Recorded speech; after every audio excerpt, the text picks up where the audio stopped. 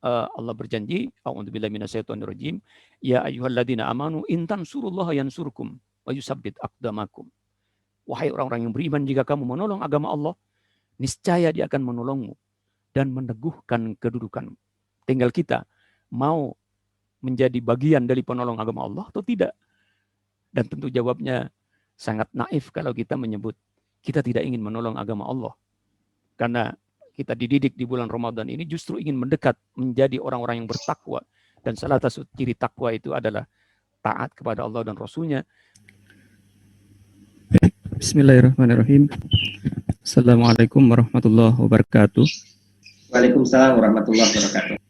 Innal hamdalillah nahmaduhu wa nasta'inuhu wa nastaghfiruh wa na'udzu billahi min syururi anfusina wa min sayyiati a'malina. May yahdihillahu fala mudhillalah wa may yudlil fala hadiyalah. Asyhadu an la ilaha illallah wahdahu la syarikalah wa asyhadu anna Muhammadan abduhu wa rasuluh. Amma ba'du. Qala Allah ta'ala fi kitabihil karim. A'udzu billahi minasy syaithanir rajim. Bismillahirrahmanirrahim. Ya ayyuhalladzina amanu taqullaha haqqa tuqatih wa la tamutunna illa wa antum muslimun. Wa qala Allahu aidan maliyati yabun wa man indahi hukman liqaumi yuqinun. Shadaqallahul adzim. Alhamdulillah kita semua diberikan kesehatan dan kesempatan oleh Allah Subhanahu wa taala untuk bersilaturahim dalam acara ini. Semoga ini dicatat oleh Allah Subhanahu wa taala sebagai amal ibadah kita kepadanya di bulan Ramadan ini. Yang saya hormati para narasumber, tim panitia, dan juga para hadirin semua. Agar lebih komunikatif, saya akan share sedikit catatan terkait topik yang akan kita bahas pada acara ini. Sebentar saya share dulu. Mudah-mudahan bisa terlihat.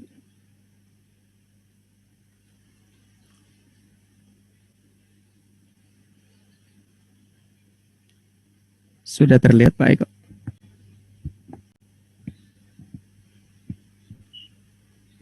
Ya, sudah terlihat. Sudah Pak. Baik, kalau ada kendala tolong dikasih tahu karena kadang-kadang antara yang di layar saya berbeda dengan layar penerima.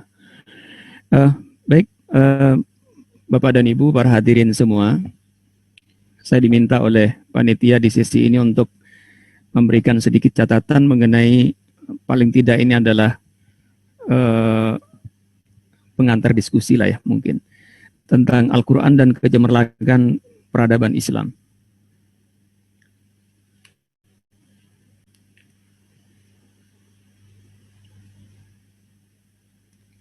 Jadi kalau kita lihat terkait dengan membangun peradaban itu, paling tidak ada unsur utama, itu adalah manusia dan kedua adalah sistem peraturan. Jadi artinya manusia itu mencakup lingkungan dan sebagainya di dalamnya, termasuk teknologi dan sebagainya yang dikerjakan oleh manusia. Dan ada hal lain di luar itu, itulah yang disebut dengan sistem peraturan. Sehingga inilah yang kemudian membentuk peradaban. Nah, logikanya tentu peradaban yang unggul dan cemerlang itu hanya akan diperoleh jika sistem peraturan yang digunakan itu adalah sistem yang unggul dan cemerlang juga. Sedangkan manusia itu kan secara umum dari segi penciptaan, dari segi potensi yang ada pada diri manusia itu hampir sama. Tentu yang membedakan itu adalah cara pandang dari manusia itu. Tentang mindset membangun peradaban itu yang kemudian berbeda. Ketika peraturannya rusak, maka akan lahir manusia-manusia yang rusak. Meskipun intinya sama. Seorang pejuang Islam secara manusiawi dia sama dengan penjahat, sama dengan pengkhianat. Dari segi anatomi tubuhnya, potensi yang ada. Yang membedakan adalah pemahaman yang kemudian itulah yang kemudian menyetir sikap dan cara pandang orang tersebut yang kemudian berbeda hasilnya. Artinya bahwa persoalan sistem peraturan itu menjadi penting dalam aspek membangun peradaban. Hadirin yang saya hormati, kalau kita meneruskan tentang sistem peraturan tadi sebagai bagian penting dalam peradaban, maka Al-Quran itu merupakan sumber hukum, sistem peraturan terbaik. Ini adalah bagian dari keimanan kita. Tetapi ini bisa diturunkan dalam bentuk penelitian bahwasanya hukum-hukum yang berasal dari Al-Quran itu adalah terbaik. Bahkan Allah Subhanahu wa taala sendirilah yang mengatakannya. Allah Subhanahu wa taala berfirman, "A'udzubillahi minasyaitonirrajim, afa hukmal jahiliyati yabghun." Apakah hukum jahiliyah yang mereka kehendaki? Kemudian Allah menjawab, ini tentu kalimat retoris yang mestinya orang bisa menjawab, karena yang membuat hukum itu adalah pencipta. Persoalan di sistem peraturan itu ketika peraturan itu dibuat oleh manusia. Di sana ada objek kepentingan pembuat hukum. Ada subjektivitas dari pembuat hukum. Yang kemudian hukum itu bisa mengabdi kepada pembuatnya. Oleh karena itu tentu hukum yang terbaik itu adalah hukum yang berasal dari pencipta manusia, dialah Allah Subhanahu wa taala. Sehingga Allah mengatakan, "Wa man ahsanu minallahi hukman liqaumi yuqinun." Dan siapakah yang lebih baik hukumnya dibandingkan dengan Allah bagi orang-orang yang yakin. Bagi orang-orang yang yakin. Tentu keyakinan itu tidak muncul tiba-tiba. Bisa dilakukan proses komparatif dengan berbagai sistem hukum yang ada di dunia ini. Bisa dengan komunisme maupun kapitalisme. Oleh karena itu maka hukum Islam, ini saya kira yang perlu kita pahami bersama, bahwa hukum Islam, syariah itu merupakan hukum terbaik bagi manusia. Bukan bagi umat Islam, tapi bagi manusia. Hanya saja bagi kaum muslimin itu bagian dari keimanan. Karena salah satu kita adalah mengimani ayat di dalam surat Al-Maidah ayat 50 ini. Tentu yang dimaksud dia yang terbaik itu mencakup seluruh aspek sistem peraturan. Di sana ada tentang persoalan sosial, persoalan ekonomi, persoalan pendidikan, persoalan peradilan, persoalan politik, dan sebagainya. Kecil-kecilan bolehlah kita melakukan komparatif misalnya di bidang sosial, bagaimana Islam mengatur. Sederhana saja, tentang pakaian saja. Sangat terlihat bagaimana Islam itu memuliakan manusia. Hanya dari situ saja. Belum lagi ke yang lain seperti ekonomi, pendidikan, tentu berjilid-jilid buku orang melakukan riset komparatif mengenai tingkat kebaikan dari sistem peraturan Islam ini, syariah ini, ketika diterapkan. Penuh kemuliaan. Karenanya peradaban yang dibangun berdasarkan syariah itu akan mewujudkan peradaban terbaik dan cemerlang. Karena sistem peraturannya itu. Bahkan Rasulullah sendiri itu dikatakan oleh Allah Subhanahu wa taala sebagai manusia biasa. Sama seperti kita. Yang membedakan adalah beliau mendapatkan wahyu. Dan kaum muslimin itu berbeda karena beriman pada wahyu itu yang kemudian di sahabat zaman dulu, kemudian diteruskan tadi disampaikan di awal oleh Ustadz Eko itu, kemudian apa yang kita kenal sistem khilafah, kekhilafahan Islam selama 1400 tahun, yang pada titik-titik masa di masa itu tercatat sebagai sejarah emas peradaban manusia. Hadirin yang saya hormati, tentu di dalam membangun sebuah peradaban, terutama peradaban Islam ini, Ustadz Eko kalau saya kurang waktu 5 menit tolong dikasih tahu ya. Khawatir kadang-kadang kalau ngomong lupa ini. Ya, baik. Nggak lihat waktu. Siap. Tolong dikasih tahu. Masih terlihat nggak tayangan saya? Terlihat. Masih, baik. Karena di sinyal saya itu ada bacaan di sini tidak unstabil katanya. Mudah-mudahan masih bisa sampai tuntas dulu. Jadi Allah Subhanahu wa taala itu Bapak Ibu memerintahkan kepada setiap muslim untuk ittiba kepada Rasulullah. Termasuk dalam metode membangun peradaban ini. Misalnya kita baca dalam surat Al-Hasr, a'udzubillahi minasyaitonirrajim, wa ma atakumur rasulu fahuduhu wa ma nahakum anhu fantahu. Wattaqullah innallaha syadidul iqab. Apa yang diperintahkan Rasul kepadamu, maka terimalah. Dan apa yang dilarangnya bagimu, maka tinggalkanlah. Dan bertakwalah kepada Allah. Sungguh Allah sangat keras hukumannya. Jadi taat kepada Allah dan Rasulnya dalam segala aspek. Mengambil apa yang berasal, itulah yang disebut dengan takwa itu. Dikaitkan dengan takwa. Yang salah satunya, itu merupakan tujuan paling tinggi dalam ibadah Ramadan kita ini. La'allakum tattaqun. Mudah-mudahan Allah menjadikan kita hamba-hambanya yang muttaqin, yakni taat kepada apa yang berasal dari Allah dan Rasulnya. Hadirin yang saya hormati, kalau kita ittiba dalam membangun peradaban itu, mari kita lihat sedikit tentang sirah dakwah Rasulullah SAW dalam membangun peradaban. Ada beberapa hal. Kalau kita bicara sirah, sejarah Rasulullah, maka kita sebenarnya bicara tentang kehidupan dakwah beliau. Kenapa? Karena seluruh kehidupan beliau itu adalah terkait dengan aktivitas mengemban dakwah. Dari semenjak beliau menjadi nabi sampai beliau wafat, itu siang dan malam beliau itu adalah bagian dari aktivitas dakwah untuk menyampaikan Islam. Sehingga dakwah Rasulullah ini berupa perjuangan dakwah itu. Perjuangan, dakwah itu berupa perjuangan. Ya, perjuangan apa? Menghadapi segala macam bentuk pemikiran kufur dan kehidupan jahiliyah.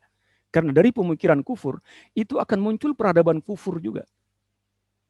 Kehidupan jahiliyah, sistem jahiliyah itu akan menghasilkan peradaban jahiliyah yang akan membuat manusia itu sengsara, terhina, dan tidak melindungi manusia.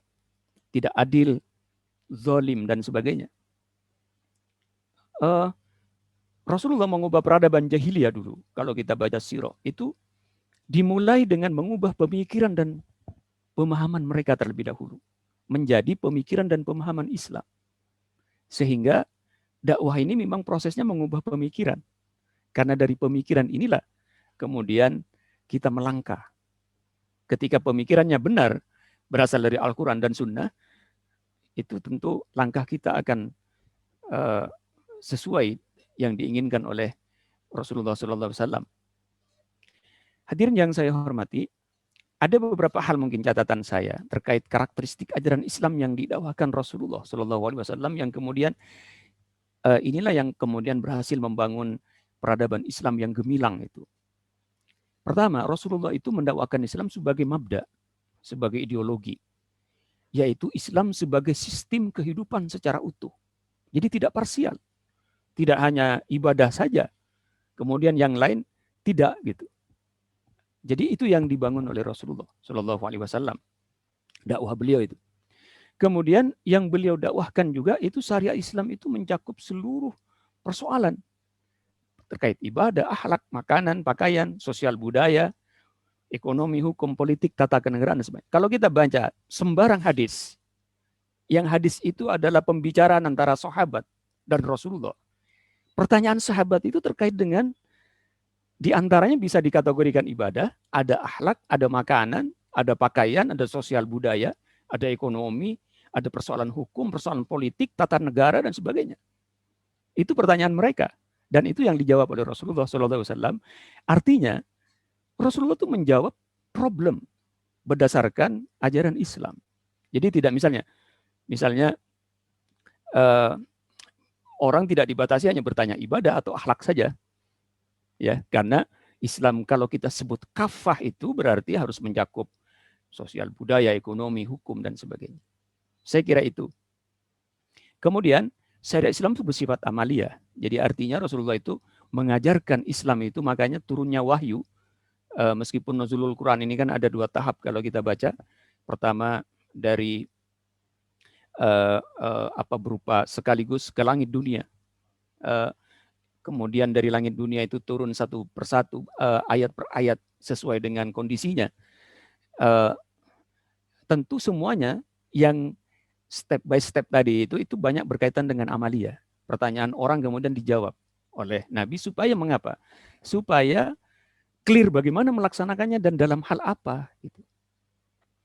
Nah, kemudian yang lain bahwa syariat Islam itu adalah rahmat bagi semesta alam. Karena itulah yang disebutkan Allah wa ma arsalnaka illa rahmatan lil alamin. Jadi bukan ancaman. Kalau disebut ini ancaman, Islam itu ancaman, maka perlu kita tahu apa yang terjadi di dunia ini tentang perang peradaban. Karena memang perang peradaban itu salah satunya adalah membuat hoax peradaban musuhnya. Atau menciptakan monster terhadap peradaban musuhnya. Dulu kapitalis Amerika dan Rusia, perang dingin itu, kalau kita baca ininya Rusia, ya Amerika lah penjahatnya. Kalau kita lihat film Amerika, ya Rusia lah penjahatnya. Nah, sama ketika seperti tesis Huntington tentang perang peradaban itu, class civilization itu, maka Islam ini akan menjadi bulan-bulanan oleh dua ideologi utama dunia saat ini yang eksis lah, ya, kapitalisme terutama, di samping juga komunisme. Maka Islam dibantah secara argumentatif nggak bisa, salah satunya dibuatlah sebuah gambaran-gambaran proses memonsterisasi Islam, seakan-akan Islam itu ancaman, padahal mereka lah yang merupakan ancaman bagi dunia. Karenanya peradaban Islam itu akan melahirkan kecemerlangan dan kesejahteraan bagi umat manusia di dunia. Saya ingin sedikit mengenai tahapan, ya, marhalah dakwah, thariqah dakwah Rasulullah dalam membangun peradaban. Kalau kita lihat itu kira-kira seperti ini gambarannya. Jadi pertama itu pembinaan. Makanya tadi saya sebut bahwa di awal itu mengubah pemikiran, pemahaman. Dan disitulah konteks dakwah yang pertama itu mengkader. Tidak akan ada yang namanya orang hebat seperti Abu Bakar As-Siddiq tanpa ada rumah yang namanya rumah Arqam bil Abil Arqam yang di situ dibina oleh Rasulullah SAW. Jadi ada proses pembinaan, atau dalam bahasa ini taskif, ya, taskif. Jadi pembinaan atau pengkaderan. Kemudian dari kader-kader inilah yang kemudian mereka berinteraksi dengan umat. Karena Islam ini memang perlu pejuang-pejuang, para pengemban dakwah yang berani bertarung dalam secara argumentatif, bukan bertarung fisik, bertarung secara argumentatif menghadapi fitnah-fitnah terhadap Islam dari bagian kepanjangan dari proses perang ideologi yang sedang terjadi sekarang ini. Nah, ini memerlukan banyak orang, ya. Artinya peran kita di dalamnya itu harus mengambil bagian dalam membangun peradaban Islam ini. Termasuk dulu Rasulullah terakhir itu adalah penerapan hukum Islam. Di Tatbikul Ahkam di Madinah, yang kita kenal sebagai Daulah Islamiyah di Madinah, yang kemudian itulah cikal bakal dari peradaban Islam yang kemudian dicatat oleh sejarah kegemilangannya. Hadirin yang saya hormati, sebagai catatan akhir mungkin, karena waktunya terbatas, ini beberapa bukti empiris, ya, kecemerlangan peradaban Islam pada era khilafah Islamiyah yang dibangun oleh Rasulullah di Madinah pada waktu itu, yang kemudian terus berkembang 1300 tahun. Itu adalah fakta sejarah. Saya tidak ingin mengambil sejarahnya itu dari kaum muslimin, karena khawatirnya dianggap itu adalah tidak subjektif, ya. Kita lihat, dan ini saya kira sangat banyak. Misalnya yang sangat terkenal, ya, beberapa pencatat sejarah itu, biasanya Hawking. Dia katakan, sungguh dapat dikatakan bahwa hingga pertengahan abad ke-13, perhatikan, abad ke-13, sekitar 1200-1300, itu adalah era kekhilafahan Islam. Kata dia, Islamlah pembawa segala apa yang tumbuh, yang dapat dibanggakan oleh dunia barat. Jadi ada institusi Islam. Sekarang ini kan nggak ada institusi dunia gitu, ya. Yang ada adalah person-person saja. Tidak ada institusinya. Tanpa institusi tidak terjadi peradaban itu, ya. Karena peradaban itu terkait dengan sistem pengaturan. Pengaturan itu termasuk pengaturan dengan luar negeri dan sebagainya, itu kan perlu sistem. Dan dicatat oleh Hawking ini, yang bukunya terkenal itu The Spirit of Politics, terbit pertama tahun 1932. Ini termasuk yang banyak dirujuk oleh orang. Kemudian termasuk yang terkenal juga Montgomery Ward. Bukunya The Influence of Islam on Medieval Europe, itu tentang bagaimana pengaruh Islam terhadap Eropa. Dia katakan, cukup beralasan jika kita menyatakan bahwa peradaban Eropa itu tidak dibangun oleh proses regenerasi mereka sendiri. Jadi bukan oleh warga generasi dari Eropa itu, dari kakeknya dan seterusnya. Tanpa dukungan peradaban Islam, jadi ada intervensi peradaban Islam ke Eropa yang menjadi dinamonya maka Barat itu bukanlah apa-apa dia sebut. Dia sendiri yang ngomong ya. Kita hanya mengutip. Kemudian termasuk yang terkenal juga. Ini yang terkenal yang mudah dicari di internet. Bukunya juga yang awal-awal itu gratisan. Jadi saya punya beberapa yang gratis. Kalau yang baru mungkin sudah versi cetak yang bagus itu di Amazon lumayan mahal lah bagi kita. Ya, nggak apa-apa lah yang lama-lama juga masih bisa dibaca. Banyak PDF yang tersebar di situ. Di antaranya dia katakan Bloom dan Blair ini mengatakan rata-rata tingkat kemampuan literasi dunia Islam di abad pertengahan itu lebih tinggi daripada Bizantium dan Eropa. Karya tulis ditemukan di setiap tempat dalam peradaban ini. Maksudnya dalam peradaban Islam ini. Khilafah Islamiyah itu. Dia 1000 years of faith and power. Ya. Jadi ternyata buku ini juga banyak dirujuk oleh orang dan dibaca oleh banyak orang. Kemudian termasuk yang terkenal itu adalah Will Durant dan Ariel Durant. Dan ini termasuk menurut saya merupakan karya paling besar dalam sejarah ya, karyanya. Ya. Jadi Will Durant dan Ariel Durant ini adalah suami istri. Dia suami istri, sejarawan ya. Jadi dia sebut para khalifah telah memberikan keamanan kepada manusia hingga batas yang luar biasa besarnya bagi kehidupan dan usaha keras mereka. Para khalifah itu juga telah menyediakan berbagai peluang bagi siapapun yang memerlukannya dalam memberikan kesejahteraan selama berabad-abad. Dalam keluasan wilayah yang belum pernah tercatat lagi fenomena seperti itu setelah masa mereka. Buku dia itu adalah The Story of Civilization, sangat terkenal ini. Ini termasuk bagus untuk dibaca. Totalnya ada 11 jilid. Jadi butuh 40 tahun dia. Terbit pertama di Amerika pada tahun 35 dan kemudian sampai jilid ke-11 itu pada tahun 75. Dia mencatat tentang sejarah peradaban, termasuk di dalamnya sejarah peradaban Islam. Jadi ini adalah fakta-fakta sejarah berdasarkan penelitian dia secara ilmiah ya. Mungkin terakhir karena waktu saya terbatas, itu ada yang agak baru. Jadi ini berupa penelitian juga tentang Wallace Murphy ini. Diterbitkan oleh Wetkin Publishing London tahun 2006. What Islam Did for Us, Understanding Islam Contribution to Western Civilization. Dia sebutkan itu, ini buku ini ya, tapi buku riset dia. Dia sebutkan dunia Barat itu telah berutang kepada dunia Islam pada abad pertengahan, pada era khilafah. Perhatikan dalam sejarawan ketika disebut abad pertengahan, itu adalah sekitar abad 1200-an. Berarti era khilafah, masa keemasan khilafah. Dalam hal pendidikan dan sains, dia sebut itu. Utang tersebut tidak ternilai harganya dan tidak akan pernah dapat terbayarkan sampai kapanpun hutang itu. Saking besarnya pengaruh Islam, peradaban Islam terhadap mereka. Sebagai penutup, sebelum saya diberhentikan oleh Ustadz Eko karena habis waktunya. Jadi saya sebagai penutup, jadi kita kaum muslimin perlu berjuang, Bapak hadirin semua, dalam mengembangkan kembali peradaban Islam. Istilahnya dalam dakwah ini istinaful hayatil Islamiyah. Jadi kita bukan memulai yang baru, tapi melanjutkan yang sempat terpotong pada tahun 1924 ketika institusi peradaban itu dihancurkan oleh orang-orang kafir saat itu. Khilafah Utsmaniyah di Turki.